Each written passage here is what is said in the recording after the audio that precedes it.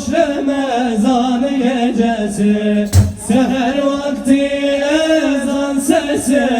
Ne hoş Ramazan gecesi, seher vakti ezan sesi.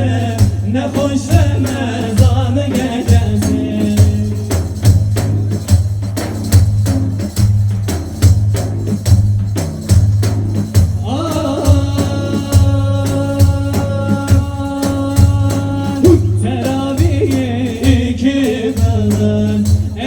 Çoktur bunu bilin, gönlünüzden kiri silin.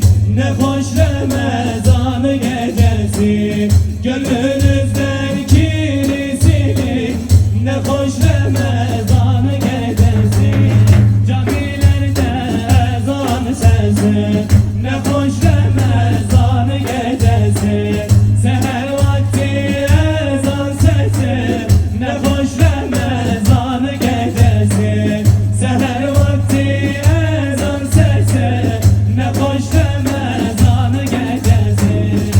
Mübarek Ramazan geldi, mescitler nur ile doldu.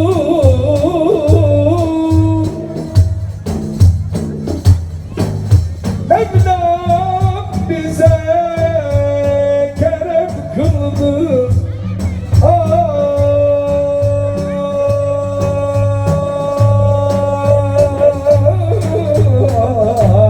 Gafil olma, uyan insan.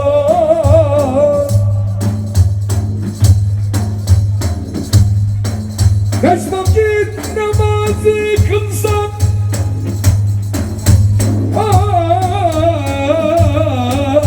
verdiği nimeti bilsek.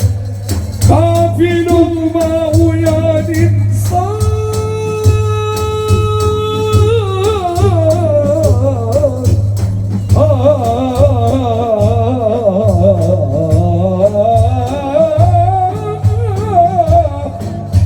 Gafil olma, gafil olma, uyan insan, uyan insan.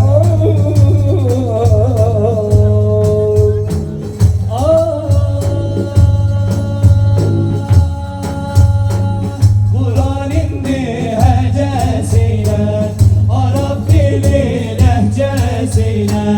Şanlı Kadir gecesiyle, ne hoş Ramazan gecesi.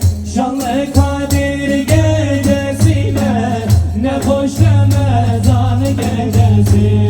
Camilerde ezan sesi, ne hoş Ramazan gecesi. Seher vakti ezan sesi, ne hoş Ramazan gecesi. Seher vakti ezan sesi, ne hoş Ramazan gecesi. Allah razı olsun. Çok teşekkür ederiz. Kahramanmaraş'a çok teşekkür ediyoruz. Şükranlarımızı sunuyoruz. Ayaklarınıza sağlık. Hoş geldiniz. Sefalar getirdiniz. Şimdiden herkese hayırlı Ramazanlar diliyoruz. Allah'a emanet olun.